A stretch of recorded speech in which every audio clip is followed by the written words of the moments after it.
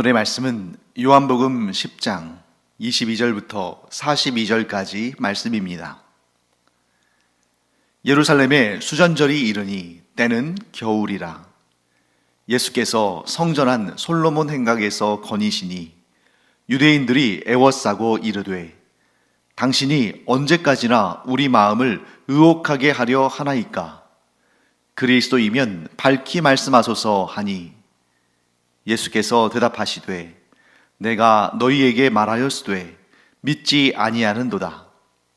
내가 내 아버지의 이름으로 행하는 일들이 나를 증거하는 것이거늘 너희가 내 양이 아니므로 믿지 아니하는도다. 내 양은 내 음성을 들으며 나는 그들을 알며 그들은 나를 따르느니라. 내가 그들에게 영생을 주노니 영원히 멸망하지 아니할 것이요 또 그들을 내 손에서 빼앗을 자가 없느니라. 그들을 주신 내 아버지는 만물보다 크심에 아무도 아버지 손에서 빼앗을 수 없느니라. 나와 아버지는 하나이니라 하신대.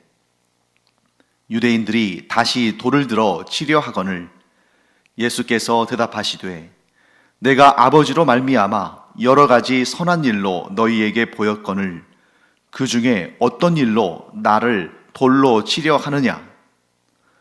유대인들이 대답하되 선한 일로 말미암아 우리가 너를 돌로 치려는 것이 아니라 신성모독으로 인함이니 내가 사람이 되어 자칭 하나님이라 함이로라. 예수께서 이르시되 너희 율법에 기록된 바 내가 너희를 신이라 하였노라 하지 아니하였느냐? 성경은 패하지 못하나니 하나님의 말씀을 받은 사람들을 신이라 하셨거든. 하물며 아버지께서 거룩하게 하사 세상에 보내신 자가 나는 하나님의 아들이라 하는 것으로 너희가 어찌 신성모독이라 하느냐? 만일 내가 내 아버지의 일을 행하지 아니하거든 나를 믿지 말려니와 내가 행하거든 나를 믿지 아니할지라도 그 일은 믿으라. 그러면 너희가 아버지께서 내 안에 계시고 내가 아버지 안에 있음을 깨달아 알리라 하시니 그들이 다시 예수를 잡고자 하였으나 그 손에서 벗어나 나가시니라. 다시 요단강 저편 요한이 처음으로 세례 베풀던 곳에 가사 거기 거하시니 많은 사람이 왔다가 말하되 요한은 아무 표적도 행하지 아니하였으나 요한이 이 사람을 가리켜 말한 것은 다 참이라 하더라. 그리하여 거기서 많은 사람이 예수를 믿으니라. 네, 오늘 본문의 시간적인 배경을 22절 말씀이 이렇게 설명하고 있습니다. 예루살렘에 수전절이 이르니 때는 겨울이라.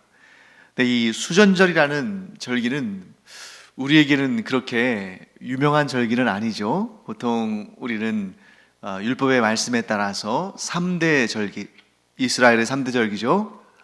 유월절, 또 맥추절, 그리고 초막절, 또 맥추절은 77절이라고도 하고 후대에 이제 신약시대에 와서는 오순절이라고도 불리죠. 또 세 번째인 초막절은 장막절 혹은 수장절 이렇게 불리기도 합니다. 반면에 이 수전절은 그렇게 유명한 절기가 아닌 것이 구약 성경에는 나오지가 않죠. 왜냐하면 이 수전절은 하나님께서 율법을 통해서 우리에게 말씀하신 절기가 아니라 이 절기는 가장 후대에 예수님께서 이 땅에 강생하시기 전에 대략 한 160년쯤 전에 있었던 이스라엘 사람들의 입장에서 보면, 특히 이 성경, 신약 성경의 배경이 되는 이 시대의 입장에서 보면 최신 절기죠.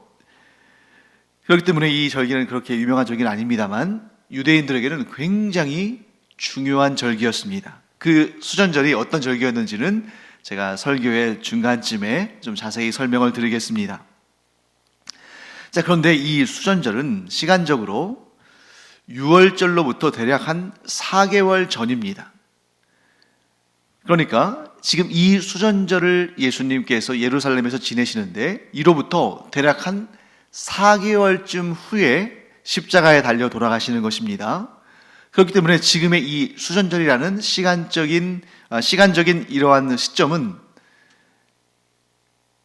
예수님의 십자가의 죽으심과 그렇게 긴 시간이 아니죠. 그러니까 얼마 후에 예수님께서는 십자가에 달려 돌아가실 것입니다. 예수님은 아시는데 다른 사람들은 지금 모르고 있죠. 또 예수님의 제자들 역시 예수님께서 여러 차례 이렇게 말씀하시지만 이해하지를 못합니다. 오늘도, 오늘 본문에서도 예수님에 대해서 이해하지 못하는 사람들이 이 수전절에 예수님과 논쟁을 하고 예수님과 또 설전을 벌이는 그런 내용이 오늘 이 본문에 담겨 있습니다.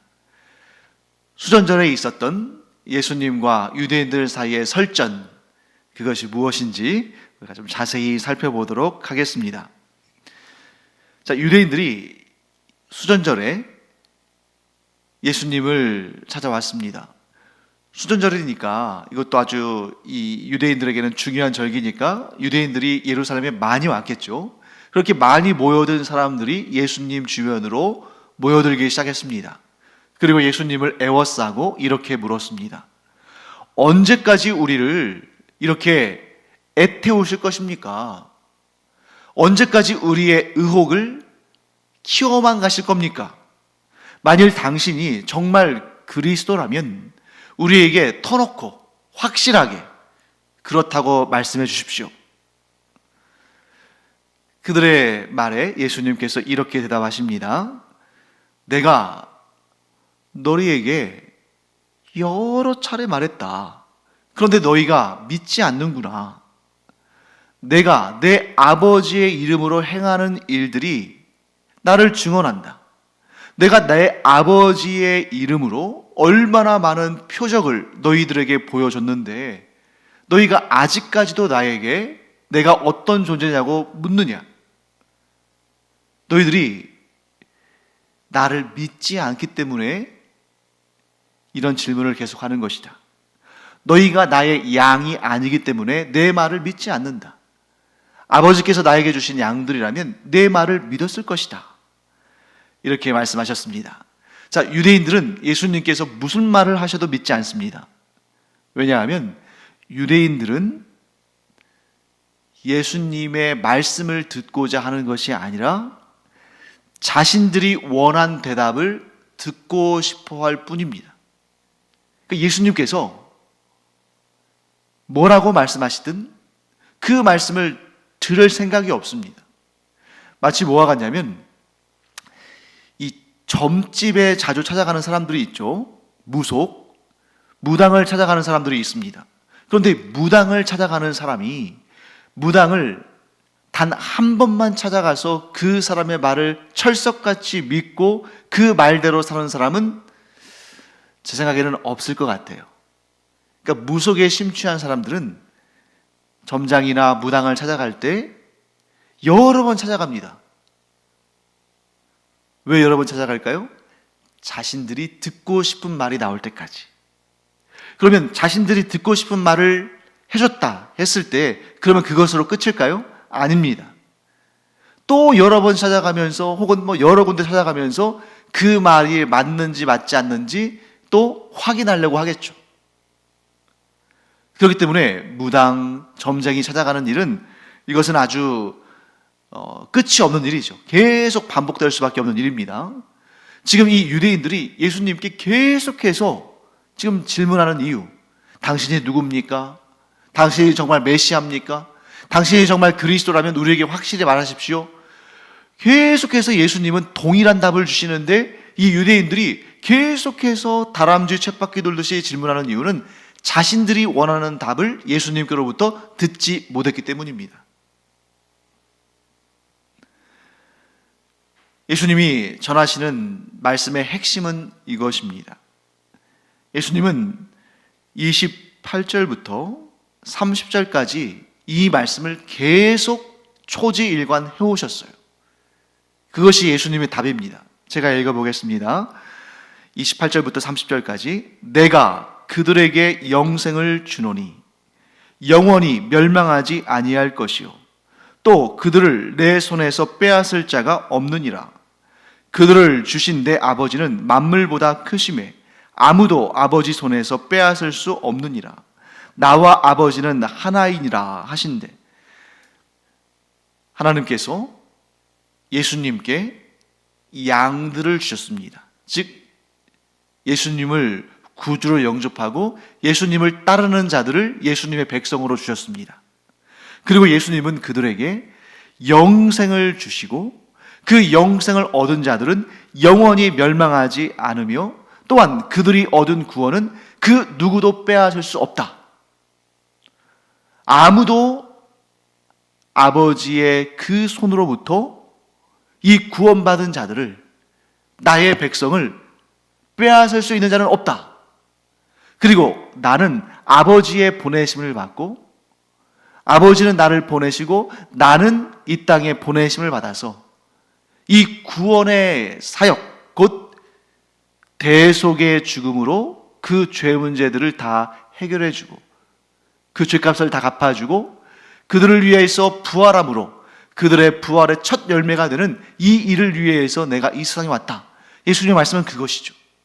그리고 나와 아버지는 하나이다. 곧 성부와 성자와 성령 삼위일체 하나님의 그 본질을 드러내셨습니다. 이런 놀라운 말씀을 하셨는데 아무도 그 말씀을 믿으려 하지 않죠. 자, 방금 전에 말씀드린 것처럼 그들이 예수님의 말씀을 믿지 않는 이유는 예수님의 말씀은 그들이 원하는 대답이 아니었기 때문입니다.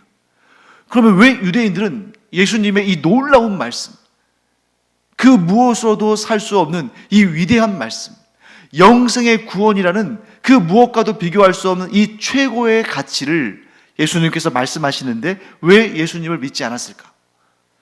왜 예수님께서 영생의 구원을 주신다는 이 말씀을 그들은 원치 않았을까? 이 최고의 말씀을. 그 이유는 바로 여기에 있습니다. 유대인들은 예수님께서 말씀하시는 그런 구원은 자신들에게는 필요 없다고 생각한 겁니다. 왜요? 이미 받았으니까. 아니, 우리 이 유대인들, 하나님과 유일하게 언약 관계를 맺고 있는 우리 유대인들이 영생의 구원을 받지 못하면 어떤 나라, 어떤 민족, 그 누가 구원을 받겠는가? 우리는 이미 구원받은 자들이다. 우리는 죄인이 아니다. 우리는 자유를 빼앗겨 본 자가 없는 아브라함의 후손들이다.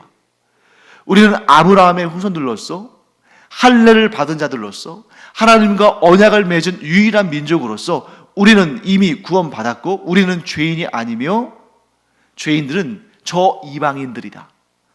이렇게 생각하고 있으니까 이미 가지고 있는 것을 준다고 하니까 예수님의 말씀이 인기가 없는 겁니다.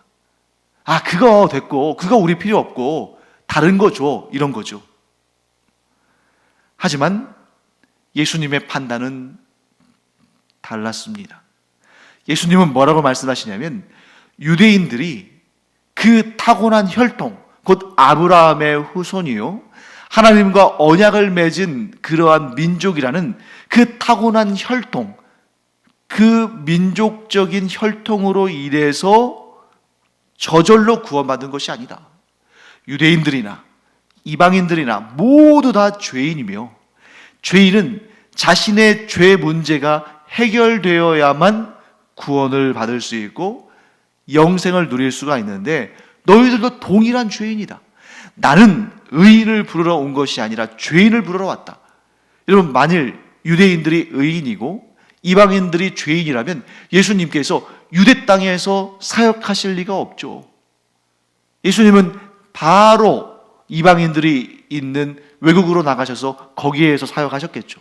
이 유대인들은 이미 의인이고 다 구원받았다면. 근데 예수님 말씀은 그게 아니라는 것입니다. 너희가 하나님과 언약을 맺었기 때문에 내가 특별한 사랑으로 이 유대인의 땅에 와서 하나님의 예언의 말씀을, 하나님께서 선지자들을 통해서 예언하신 그 말씀을 성취하기 위해서 이 유대 땅에 와서 이제 너희 가운데 복음의 말씀을 전하고, 너희들은 이 복음의 말씀을 들고 온 나라 온 민족에게 영생의 구원을 주는 이 복음을 전파할 그러한 사명이자 특권을 받게 할 것이다, 이렇게 말씀하시는 것인데, 그들은 그거 우리 죄인 아니다, 우리가 죄인이면 이 세상에서 누가 구원받겠나, 우리는 의인이고 우리는 구원받았다, 이렇게 생각한 것이죠. 이러한 유대인들의 교만과 착각 때문에 그들은 자신들에게 가장 먼저 영생의 구원을 주시는 예수 그리스도의 그 복음을 놓치고 만 것입니다. 자, 그렇다면 이 유대인들이 예수님께로부터 듣고자 했던 그 대답은 무엇이었을까? 여러분, 오늘 본문의 22절 말씀에 지금 시간적 배경이 수전절이잖아요. 이 수전절과 아주 밀접한 그런 연관을 맺고 있습니다. 자, 제가 이제 수전절에 대해서 잠깐 설명을 좀 드릴게요. 수전절은 이스라엘의 모든 절기들 가운데 가장 민족주의적이고 가장 정치적이고 또한 가장 군사적인 절기입니다. 수전절은 이방인들에 의해서, 이스라엘을 정복한 이방 국가에 의해서 더럽혀진 성전을 이 마카비 가문의 유다 마카비라는 사람이 무장혁명을 일으켜서, 그러니까 사람들을 동원해서 무장, 즉 무기를 가지고 싸워서 그 성전을 더럽힌 이방 족속을, 이방 국가를 몰아내고 성전을 정결하게 한 그 이스라엘의 역사적인 사건을 기념하는 절기, 이 절기가 바로 수전절입니다. 조금 더 구체적으로 말씀드리면, 예수님께서 이 땅에 강상하시기 대략 한 160년 전인, 그러니까 주전 164년에 그 당시에 한동안, 오랫동안 이 이스라엘을 지배하고 있던 나라가 있습니다. 그 나라는 수리아라는 나라예요. 수리아. 성경에도 여러분 수리아라는 지명이 나오죠. 근데 수리아, 오늘날로 말한다면 시리아겠죠. 이 수리아에 안티오쿠스 에피파네스라는 왕이 있는데, 이 안티오쿠스 에피파네스라는 왕이 어떤 배경을 가지고 있냐면, 그들의 이렇게 뿌리를 거슬러 올라가면 헬라 제국, 곧 고대 그리스가 나옵니다. 이 헬라 제국, 이 고대 그리스의 가장 자랑스러워하는 세계를 정복한 위대한 왕, 위대한 대왕, 누가 있어요? 알렉산드로스. 영어식으로 표현하면 알렉산더 대왕이 있죠. 그런데 그 알렉산더 대왕이 30대의 젊은 나이에 죽습니다. 그러면서 이제 그의 아들이 너무 어렸기 때문에 그 알렉산더 대왕을 보좌하던 4명의 신하들이 있었는데, 그 넓은 헬라 제국, 그 넓은 그리스 제국을 이 4명의 신하들이 이제 갈라서 맡게 되고, 점점점 이제 그 역사가 이어져 내려갑니다. 그 중에, 그러니까 이 알렉산더 대왕의 그 4명의 부하들, 그의 신하들이 이제 그 넓은 땅을 나누어 다스리기 시작한 거죠. 그렇기 때문에 그 지역들은 다 헬라화가 됩니다. 그래서 그 당대에 이스라엘도 헬라의 영향을 많이 받았죠. 그 결과 신약성경도 헬라어, 그 당시에 만국 공통어인 헬라어로 기록이 된 겁니다. 그래서 그 후손들이 쭉 내려오는데, 이 이스라엘 땅을 지배한 나라가 그 알렉산더의 후예들이 다스린 수리아라는 나라의 지배를 받는데, 그 중에 이 수리아의 가장 악독한 왕이 안티오쿠스 에피파네스라는 왕이에요. 그런데 이 왕은 이제 헬라화된 문화를 가지고 있으니까 어떻게 했냐면, 예루살렘 성전에 번제단이 있죠. 제물을 태워서 하나님께 드리는 그 번제단에, 그 번제단 자리에 번제단을 치우고 그 자리에 제우스 신상, 그리스 신화에서 최고의 신이라고 여겨지는 제우스 신상을 세워요. 또한 성전에서 하나님께서 가증한 짐승이기 때문에 절대로 제물로 받지 않으시는 그 짐승이 있죠. 돼지를 죽여서 돼지를 죽여서 그걸 제물로 바침으로 성전을 더럽힙니다.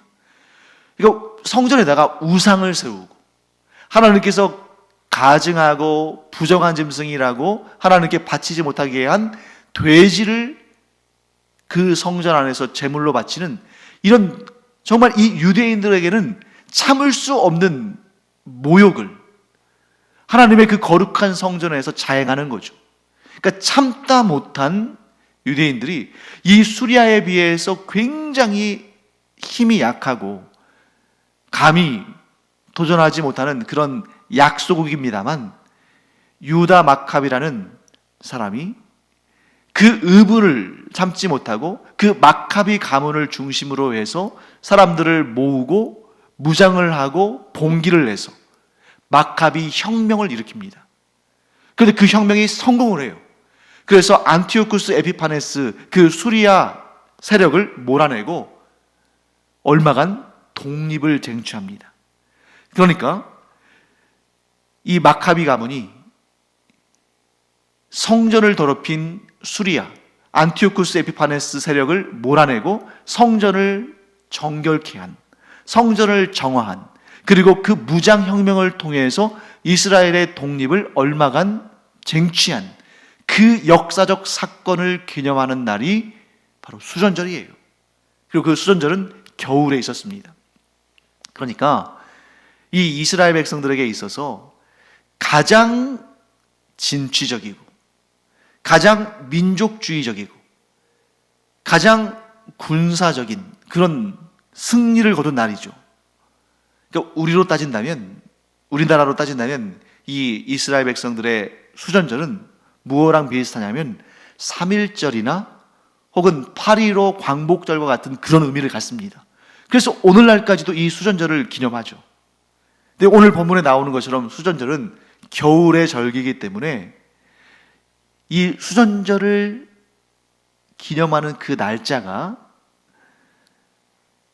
우리 기독교의 성탄절과 엇비슷합니다. 물론 수전절은 이스라엘 사람들은 그들의 달력을 사용하고 그들은 음력을 사용하니까 해마다 바뀌지만 대략적으로 겨울의 절기이기 때문에 성탄절과 엇비슷해요.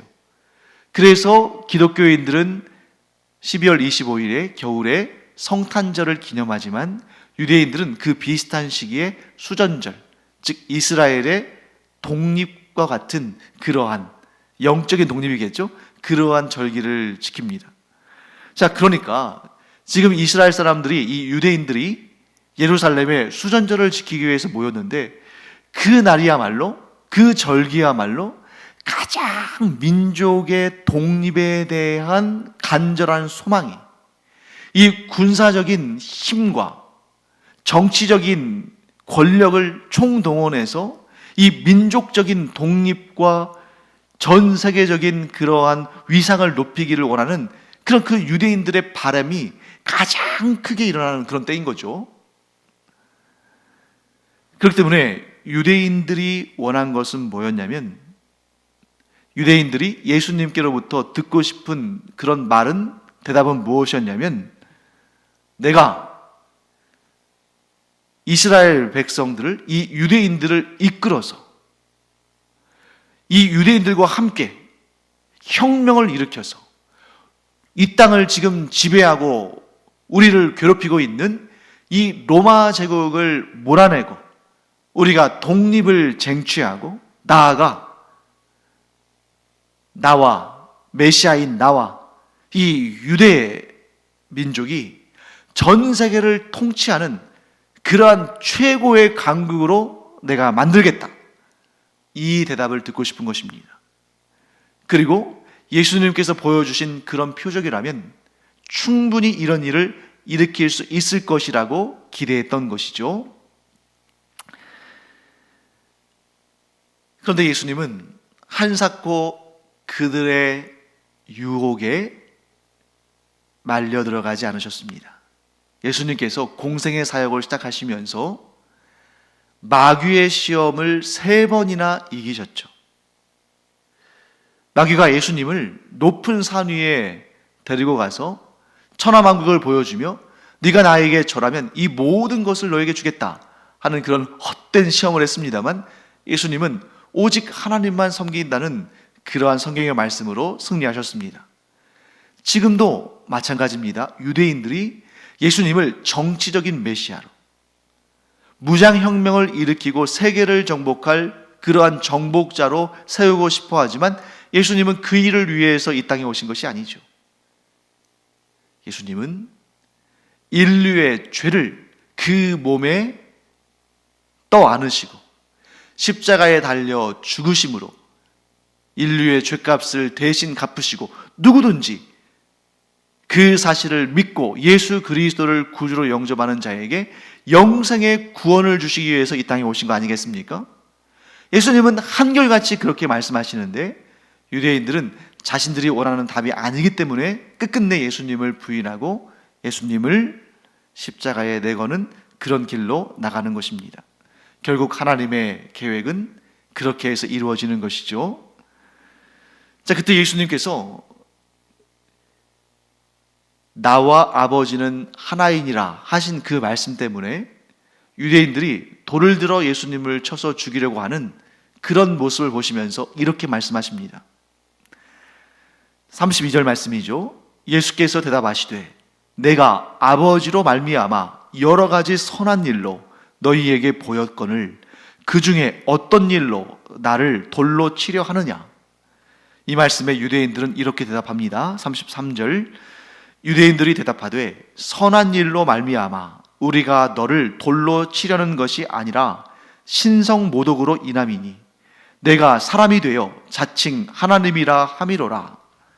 여러분, 이 유대인들의 말에 예수님은 성경 전체에서 아마도 가장 수수께끼 같은 어려운 구약의 말씀을 인용하시면서 이렇게 답변하십니다. 34절부터 36절까지 말씀인데요. 예수께서 이르시되 너희 율법에 기록된 바 내가 너희를 신이라 하였노라 하지 아니하였느냐. 성경은 패하지 못하나니 하나님의 말씀을 받은 사람들을 신이라 하셨거든. 하물며 아버지께서 거룩하게 하사 세상에 보내신 자가 나는 하나님의 아들이라 하는 것으로 너희가 어찌 신성모독이라 하느냐. 여기 굉장히 어려운 말씀이죠. 내가 너희를, 여기서 나는 성부 하나님이시죠. 내가 너희를 신이라 하였노라. 성경 어디에 이런 말씀이 있을까?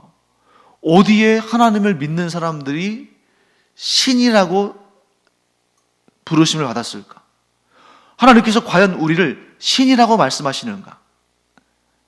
예수님께서 예수님이 나와 아버지는 하나다, 나와 하나님은 하나다 라고 하신 말씀을 듣고 신성모독으로 몰아가는 이 유대인들에게 그들이 그토록 사랑하는 성경의 말씀, 그토록 그들이 따르는 하나님의 말씀으로 반격하신 겁니다. 그때 너희 율법에 기록된 바 했을 때 이 율법은 그냥 단지 계명으로서의 율법이 아니라 구약 성경을 말하는 거예요. 구약 성경에 기록된 말씀으로 인용하시는데 그 말씀이 어디 있냐? 시편 82편입니다. 시편 82편은 굉장히 어려운 시예요. 수수께끼 같은 부분이 있습니다. 여러분들이 이제 이 매일 예배 마치신 다음에 시편 82편을 한번 잘 곰곰이 읽어보세요. 그런데 지금 시간이 많지 않으니까 제가 한번 읽어드리고 해석을 하겠습니다. 시편 82편은 1절부터 8절까지 있는데요. 제가 한번 읽어보겠습니다. 하나님은 신들의 모임 가운데에 서시며 하나님은 그들 가운데에서 재판하시느니라.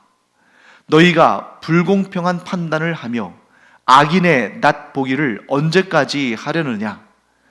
가난한 자와 고아를 위하여 판단하며 곤란한 자와 빈궁한 자에게 공의를 베풀지며 가난한 자와 궁핍한 자를 구원하여 악인들의 손에서 건질지니라 하시는도다. 그들은 알지도 못하고 깨닫지도 못하여 흑암 중에 왕래하니 땅의 모든 터가 흔들리도다. 내가 말하기를 너희는 신들이며 다 지존자의 아들들이라 하였으나 그러나 너희는 사람처럼 죽으며 고관에 하나같이 넘어지리로다. 하나님이여 일어나사 세상을 심판하소서. 모든 나라가 주의 소유이기 때문이니이다. 자, 이 말씀은 1절부터 어렵죠. 1절에 이렇게 되어 있습니다. 하나님은 신들의 모임 가운데에 서시며 하나님은 그들 가운데에서 재판하시느니라. 자, 여기서 하나님이 신들의 모임 가운데 서셨다. 그러면 하나님 외에 다른 신들이 있는 것인가? 그렇지 않습니다. 하나님만이 유일한 신이십니다.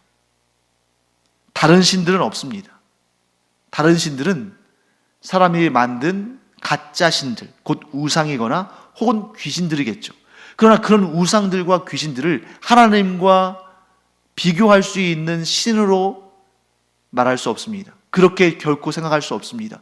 그들은 그런 존재가 아닙니다. 그런데 어떻게 하나님은 신들 가운데 서 계신다 하고 말씀할까?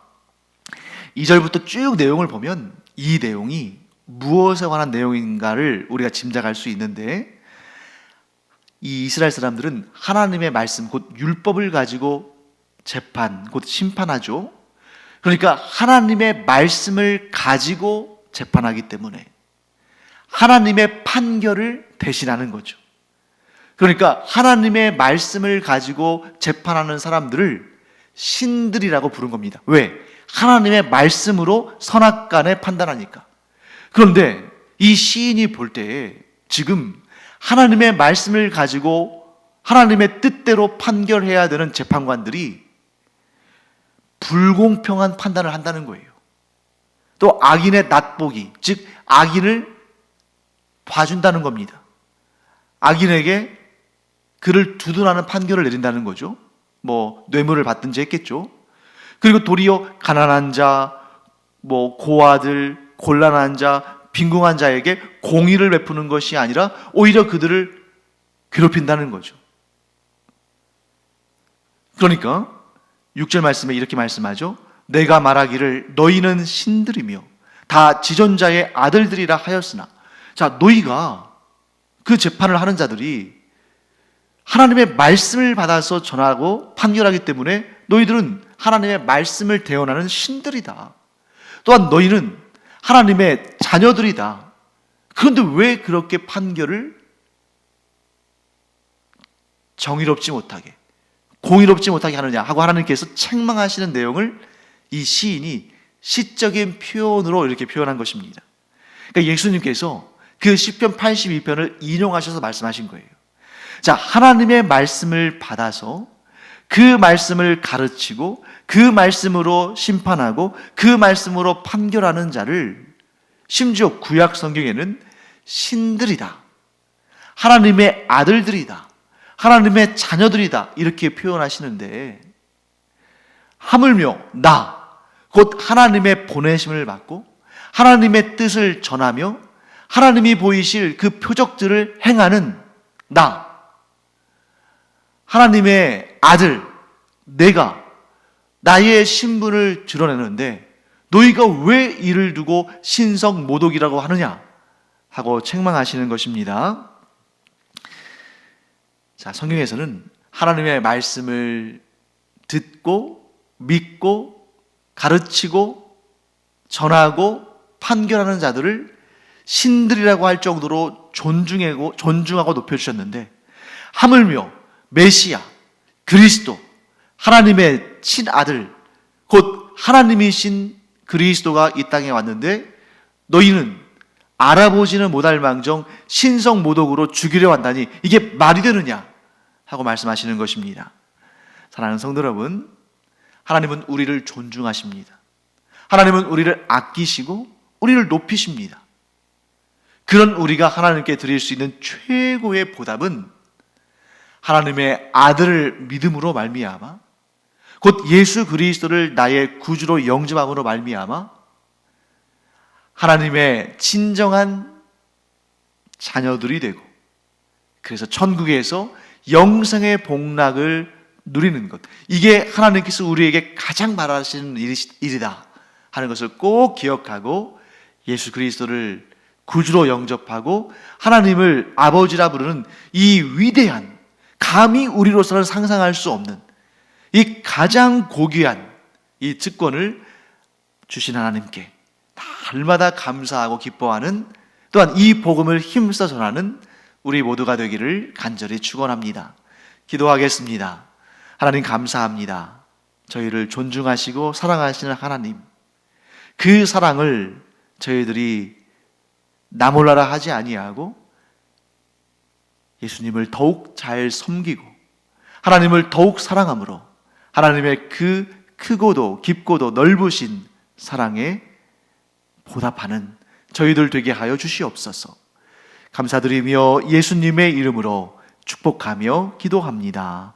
아멘. 기도하는 시간입니다. 하나님의 말씀을 받고 또 믿고 따르는 일이 얼마나 하나님을 기쁘시게 하는 일인가 하는 것을 더욱더 우리가 깊이 느끼게 됩니다. 하나님 말씀을 우리가 더 더욱 사모하며 또 성령님께 간구함으로 그 말씀을 더 세밀하고 더 풍성하게 이해하고 삶에 적용하는 우리가 되기를 기도하기 바랍니다. 기도하겠습니다.